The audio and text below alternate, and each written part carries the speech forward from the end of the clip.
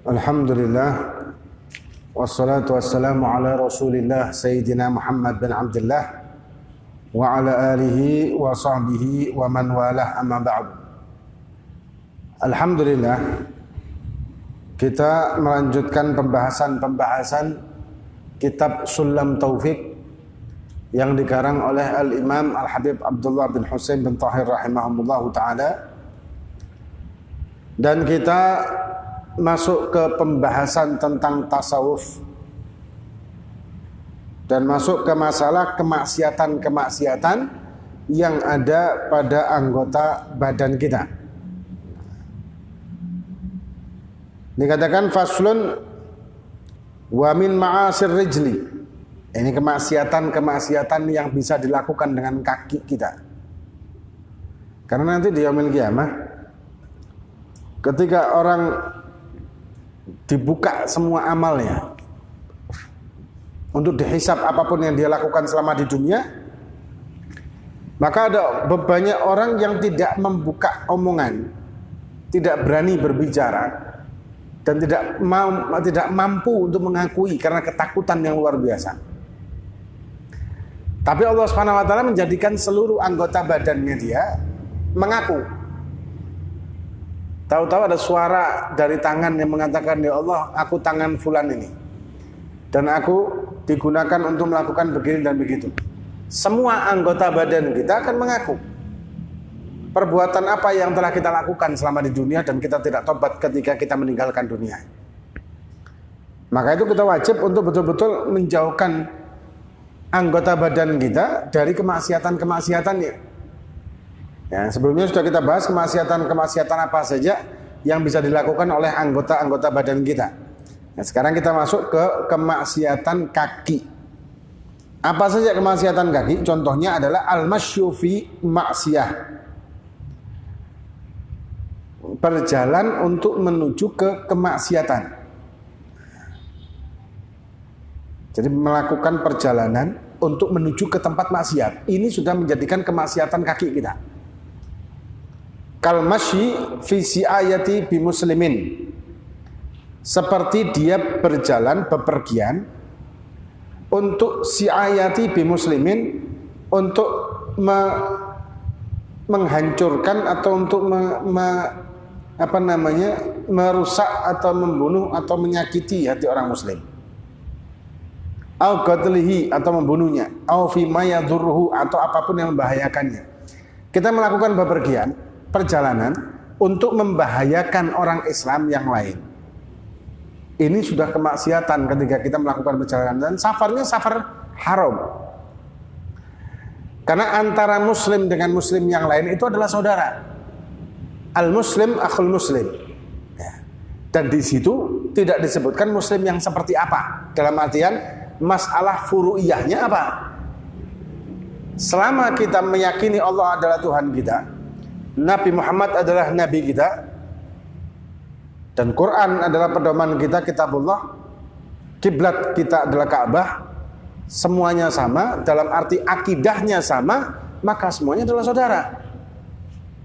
Tidak penting masalah-masalah yang sifatnya dunia, misalkan ormasnya apa, atau negaranya mana, bangsa apa, bahasanya apa.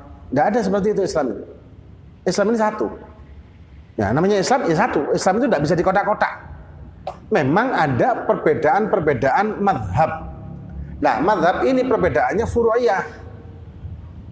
Misal, kita madhab Syafi'i, subuhnya kita kunut. Ada madhab-madhab yang lain yang subuhnya tidak kunut, dan itu tidak masalah. Karena kunut dalam madhab Syafi'i adalah sunnah. Tidak kunut juga sah subuhnya. Yang menjadi masalah sih nggak sholat subuh.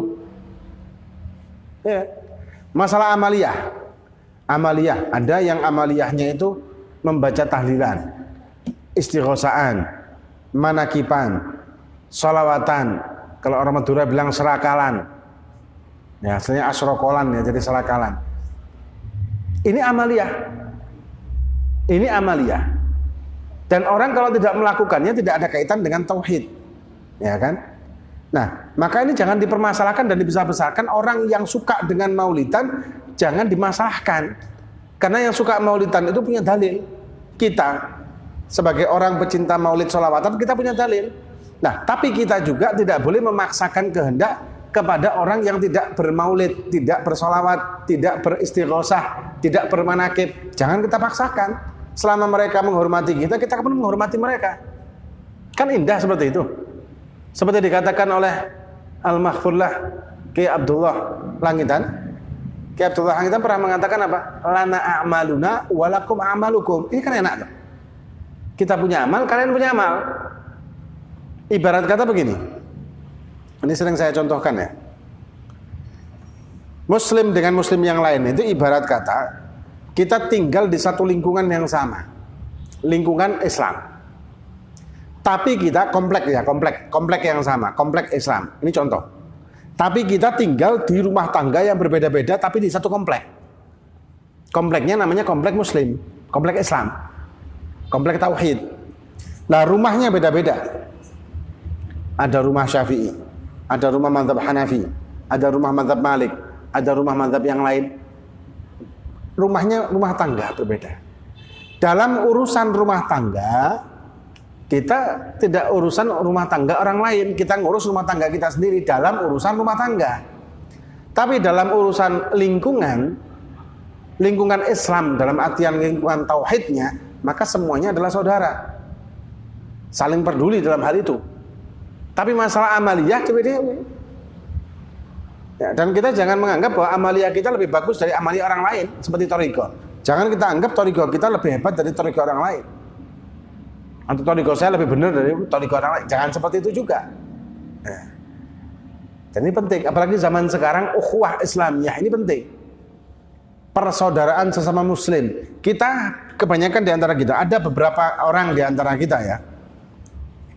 Mereka sangat menggembar-gemborkan atau sangat memuliakan dan menyanjung dan menjunjung tinggi persaudaraan sesama warga negara Indonesia apapun agamanya. Itu juga tidak ada masalah bagi kita. Persaudaraan sesama warga negara, sesama makhluk, sesama manusia, apapun agamanya. Ini tidak ada masalah dalam syariat kita. Ya. Cuman kalau misalkan kita hanya bersaudara kepada sesama manusia saja apapun agamanya, tapi kita bermusuhan dengan sesama muslim yang ada perbedaan masalah dunia atau mazhab atau furu'iyah atau amaliyah. Ini kan lucu. Nah, ini kan lucu kan? Gara-gara, jangan bersaudara sama dia. Kenapa? Dia suka tahlilan. Tapi itu saudara kita, sesama warga negara, walaupun agamanya lain, tapi dia adalah saudara kita. Ini kan lucu. Walaupun kita dengan sesama manusia, kita tetap toleransi, tetap kita saling tolong menolong dalam urusan kemasyarakatan. Dalam urusan sosial bermasyarakat tanpa pandang agama kalau urusan itu. Tapi kalau urusan agama, urusan syariat, urusan tauhid, maka saudara kita adalah kaum muslimin. Harusnya kan begitu. Kalau urusan amar ma'ruf nahi mungkar ya kepada sesama kaum muslimin. Kenapa? Karena keluarga kita. Ada orang kafir tidak sholat, ya terserah. Kita tidak boleh kecampur urusan dia kan. Ada orang kafir minum khamr, ya monggo-monggo saja, selama dia minumnya bukan di tempat kita, tidak mengajak-ngajak saudara kita sesama muslim, tidak ada masalah. Tidak ngisruh di lingkungan kita, ya monggo-monggo aja, itu hak Anda. Kita tidak ikut campur.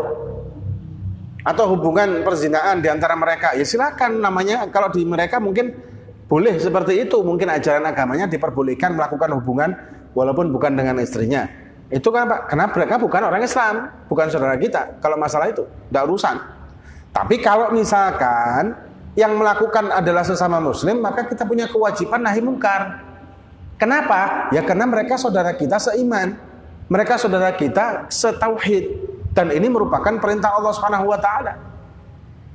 Dan ini wujud dari rasa kepedulian kita sesama keluarga. Karena muslim adalah keluarga muslim yang lain, apapun baju ormasnya, partainya, pilihannya, atau bangsanya, bahasanya, sukunya, apa saja, selama dia bertauhid, selama dia mengakui Allah sebagai Tuhannya, Nabi Muhammad sebagai nabinya, saudara kita. Nah, zaman sekarang ini susah kayak gini. Ya, susah. Akhirnya muncullah ghulu. Apa ghulu ini? Fanatik buta. Fanatik itu harusnya di permasalahan tauhid. Kalau permasalahannya itu masalah amaliyah furu'iyah, tidak perlulah kita berfanatik buta. Jadi kalau masalah tauhid kita fanatik.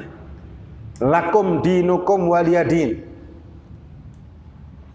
Agamamu, agamaku apa agama? Ada orang kafir melakukan kegiatan keagamaan. Bolehkah kita ikut serta? Ya tidak boleh. Kenapa? Karena saya fanatik dengan tauhid saya. Tidak ada Tuhan selain Allah.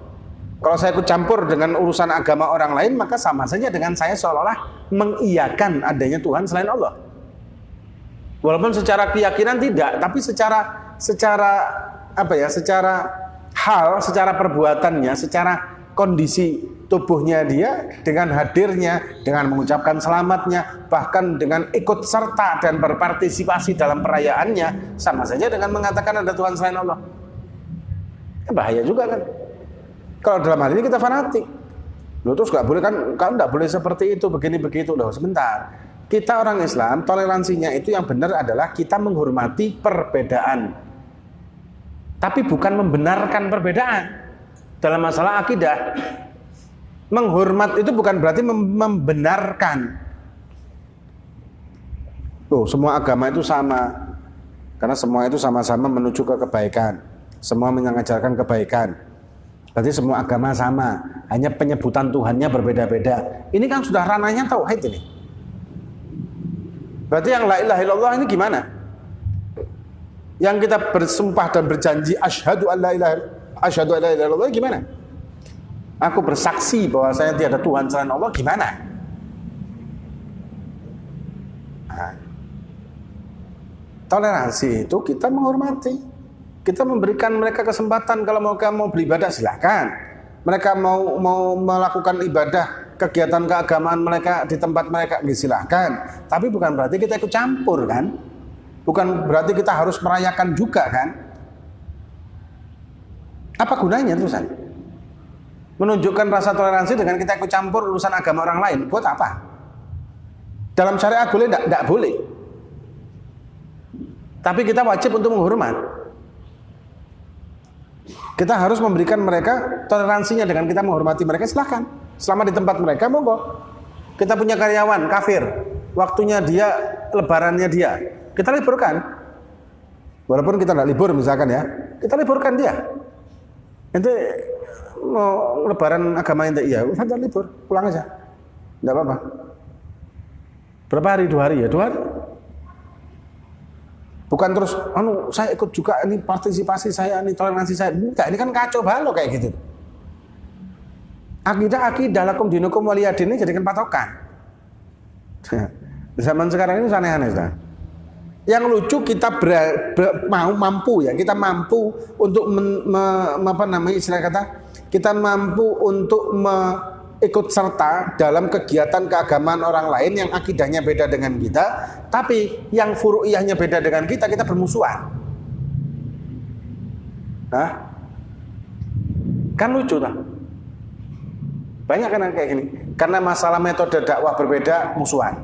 Karena masalah partai berbeda, musuhan. Masalah ormas berbeda, musuhan. Masalah mazhab berbeda, musuhan. Thariqah berbeda, musuhan.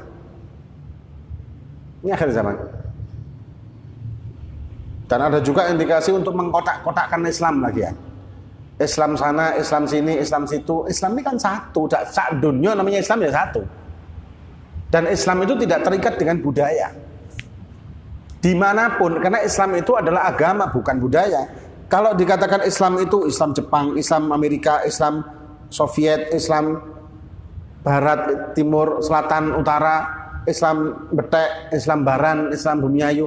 Kalau dikatakan seperti itu kan sama dengan mengatakan bahwa Islam ini adalah budaya kan? Secara tidak langsung. Padahal Islam itu kan bukan budaya, Islam itu agama. Budaya yang tidak sesuai dengan agama kan harus dibuang.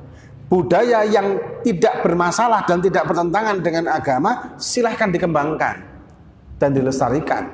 Bahkan bisa berpahala kalau ada unsur ibadahnya.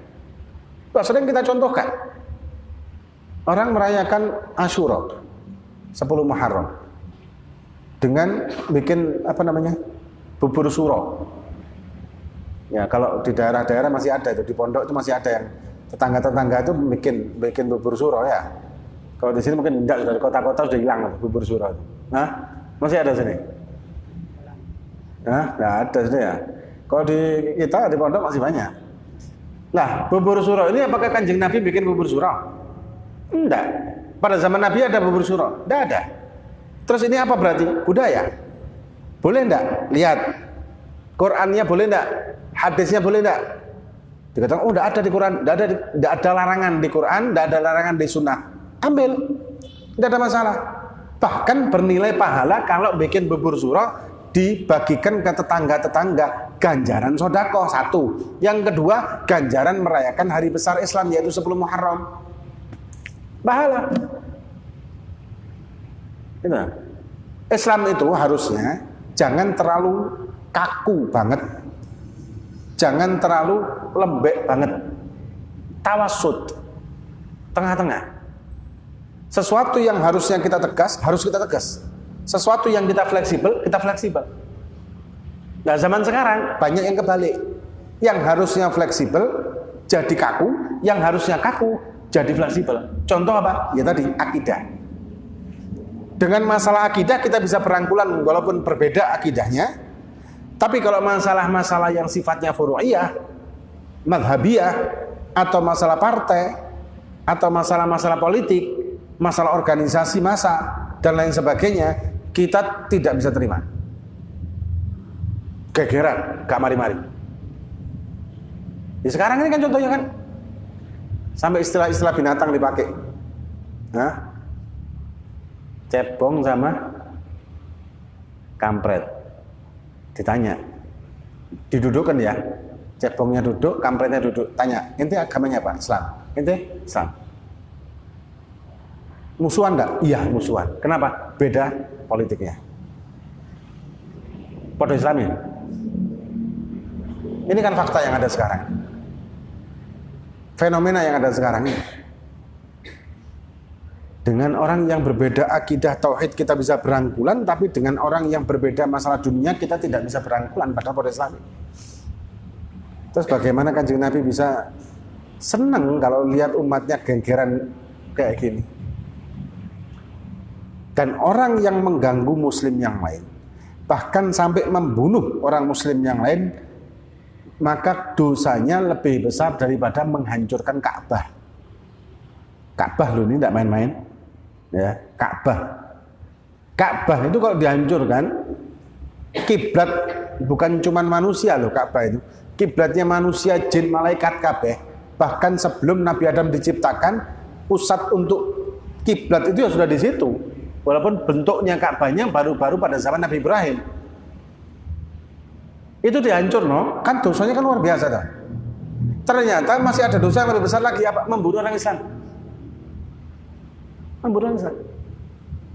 Begitu juga menyakiti orang Islam, membunuh karakternya, memfitnahnya, mengadu dombanya, membuat mereka ini jadi jelek, membuat mereka jadi kacau balau dengan adu domba. Nah, untuk bilang dosa-dosa yang besar. Dan ketika kita ikut ambil bagian di situ ya sudah. Apalagi media-media sosial, gampang saja orang ngomong segala macam. Tanpa perlu berhadapan-hadapan kan bisa saja dia ngomong segala macam, ngilokno maki-maki lah bisa saja kan orang ngomong-ngomong seperti itu, tapi dia tidak tertangkap atau misalnya tidak ada rasa takut karena tidak tahu nih siapa orangnya, kan bisa aja kayak gitu kan. Nah, kemudian ketika kita ikut ambil bagian juga dalam hal yang seperti itu, dalam permusuhan itu tadi, ya maka sama saja kita bermusuhan dengan keluarga kita sendiri, dengan adu domba dari orang-orang lain. Ya kan tidak lucu kayak gitu. Padahal al-muslim akhul muslim. Bahkan dalam riwayat yang lain, muslim dengan muslim yang lain itu seperti bangunan yang menguatkan satu sama yang lain. Ya, dalam hal yang lain lagi, Allah Subhanahu wa taala sangat menyukai orang-orang yang saling peduli kepada sesama muslim. Dan pernah guru saya mengatakan salah satu penyebab turunnya balak musibah di satu negeri itu karena salah satunya adalah gilatul ihtimam bainal muslimin. Sedikitnya rasa peduli kepada sesama kaum muslimin. Kalau sudah nafsa-nafsi semuanya, tidak ada lagi rasa peduli, tidak ada lagi kita memandang orang Islam itu sebagai saudara. Tapi ketika kita melihat orang Islam, kita akan lihat alirannya apa nih? Mazhabnya apa? Partainya apa? Termasuk cebong apa kampret? Kita melihatnya seperti itu. Ya, kita masih menempatkan diri kita ke kebodohan, berarti kejahilan. Kita masih menempatkan diri kita untuk menjadi pemecah belah umat Islam dan menjadi penyedih hati Nabi kita Muhammad SAW kalau itu yang kita lakukan. Ya, al-muhim, selama orang itu tauhidnya tidak menyimpang, misal ada yang berkeyakinan Nabi bukan Nabi terakhir, tauhidnya menyimpang. Ada yang berkeyakinan sholat tidak wajib, tauhidnya menyimpang. Ada yang berkeyakinan misal Allah itu bentuknya sama dengan kita manusia, ini tauhidnya menyimpang. Ya, kalau tauhidnya menyimpang, memang ya bukan saudara kita, namanya tauhid menyimpang. Tapi kalau tauhidnya sama, Allahnya sama, nabinya sama, Qur'annya sama, kiblatnya sama, hanya ada perbedaan masalah-masalah furu'iyah, tata cara sholatnya. Sholatnya 4 rakaat zuhur sama, asar sama 4, subuh 2 sama. Kalau sudah berbeda, subuh jadi 1 misalkan, ini akidah sudah nyangkutnya. Ke usuli kalau masalah itu kan, ke pokok kalau masalah itu. Ya walhasil kalau misalkan tauhidnya itu tidak bertentangan, yang sampai ke ranah-ranah keluar dari akidah dalam arti murtad ini orang, maka itu adalah saudara kita sesama muslim. Kalau walaupun ada perbedaan furu'iyah atau amaliyah, bahkan thariqah atau masalah dunia, apalagi masalah dunia yang lain seperti partai, golongan, suku, bangsa dan sebagainya. Jadi haruslah kita ini menumbuhkan rasa persatuan, karena sekarang sudah persatuan ini sudah mulai retaknya bukan retak lagi mungkin ya, di mana-mana sudah hampir jebol. Maka ini ya yang harus kita giatkan lagi ukhuwah Islamiyah. Jangan lagi kita mengatakan atau jangan menjadi pemicu untuk tambah pecah. Ya, kula niki Islam kula beda, apa Islam kula Islam Arema. Lain dengan Islam yang lain. Kalau Islam Arema itu ngene, Islam Arema. Ini kan tambah perpecahan kan kayak gitu. Islam ya podo di mana-mana sama. Loh, iku gawe apa? Jenggot, jahit jubah, iku kan wong Arab. Loh, ini kan berarti mengkotak-kotakan Islam. Kan sudah dikatakan tadi, Islam bukan budaya, Islam adalah agama. Dan memang kebetulan Islam itu turun di negeri Arab. Dan nabinya bangsa Arab. Otomatis bahasanya bahasa Arab. Dan apapun yang dikenakan Nabi, dipakai Nabi, disukai Nabi merupakan bagian dari syariat. Bukan budaya. Apapun yang disukai Nabi, yang dipakai Nabi, yang dilakukan Nabi, itu semua menjadi bagian dari syariat, bukan budaya. Salah kalau mengatakan bahwa sunnah Nabi adalah budaya. Tidak, sunnah Nabi adalah syariat. Nabi suka pakai kopiah putih, maka menjadi syariat. Nabi suka pakai jubah, menjadi syariat. Nabi memelihara jenggot, jadi syariat. Loh, karena Nabi suka jenggot ini karena pada zaman itu kan di negara Arab orang laki harus berjenggot bla bla bla. Loh, sebentar, tidak ada urusan dengan itu. Tidak ada urusan dengan orang Arab zaman Nabi begini begitu, tidak ada urusan. Pakaian orang Arab begini begitu, tidak ada urusan. Yang penting ada kitabnya, ada dalilnya. Kanjeng Nabi busanya begini, kanjeng Nabi suka begini, kanjeng Nabi suka ini, suka itu, maka ini menjadi syariat. Tidak peduli orang Arab yang lain pakai apa, tidak ada urusan. Yang penting Nabi. Selesai. Kan ada kayak gitu tuh orang benci. Oh, ini kan Arab, kan Arab. Jadi Arab toh. Benci Arab sekalian gitu loh. Ya, kalau memang benci Arab sekalian, jangan baca Quran. Quran bahasa Arab, ganti aja. Jangan sholat pakai bahasa Arab. Dan nanti di yaumil kiamah jangan mau masuk surga. Kenapa? Karena di Kanjeng Nabi dawuh bahwa surga itu nanti orang-orang yang berbahasa Arab otomatis. Walaupun gak ada kursus, langsung pintar bahasa Arab kalau masuk surga. Maka harus orang-orang tersebut jangan sekali-kali masuk ke surga. Kenapa? Berbeken. Tidak mau benci Arab. Bahasa Arab kok soalnya. Mending masuk neraka. Tidak ada bahasa Arab sama sekali. Ya kan harusnya begitu kan. Kalau emang dia benci Arab benar. Jadi masalahnya ini orang ini benci Arab apa benci Islam? Pertanyaannya harusnya begitu. Sampai banyak sunnah Nabi dikatakan budaya. Ini orang ini sebetulnya benci Arabnya atau benci Islamnya. Harus dibedakan loh.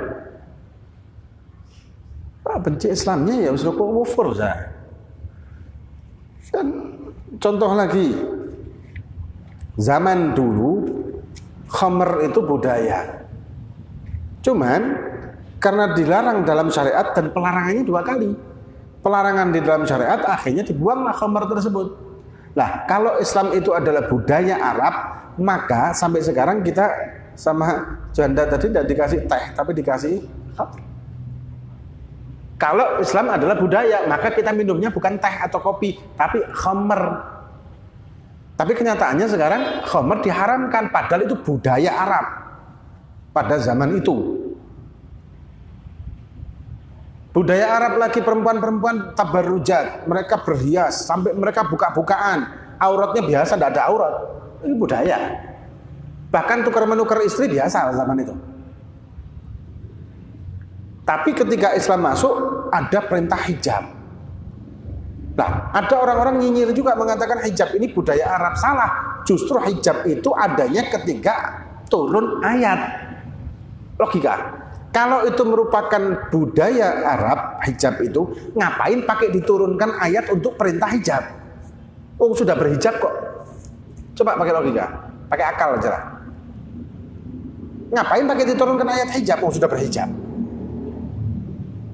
Jadi hijab itu bukan budaya, hijab itu syariat diturunkan karena orang-orang yang tidak berhijab ketika diturunkan, karena pada waktu itu musliminnya para sahabat sangat-sangat nurut sama Gusti Allah sama Kanjeng Nabi, langsung orang-orang Madinah berhijab semua perempuan-perempuannya. Kenapa? Perintah, bukan budaya. Ini akhir zaman. Maka itu kalau kita tidak ngaji yang benar, hanya ikut-ikutan simpang siurnya masalah di media-media sosial terutama, ya akhirnya kita jadi timbul keyakinan yang ternyata keyakinan ini salah, mempunyai ideologi yang juga keliru. Nah akhirnya kita inginnya itu angan-angan kita ini berjalan ke jalan yang benar, ternyata malah sebaliknya kita menyimpang dari jalan yang benar. Dan naudzubillah min dzalik. Nah ini moga-moga bermanfaat bagi kita fid din wa dunya wal akhirah wallahu a'lam bishawab. Ada pertanyaan enggak?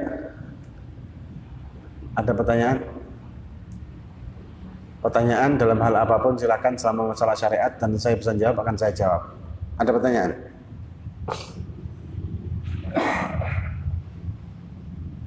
Enggak ada. Biasanya ada. Wallahu a'lam bishawab. Fatihah kana la faqana fi dunya wa sallallahu alaihi wasallam. Nabi al-Fatihah.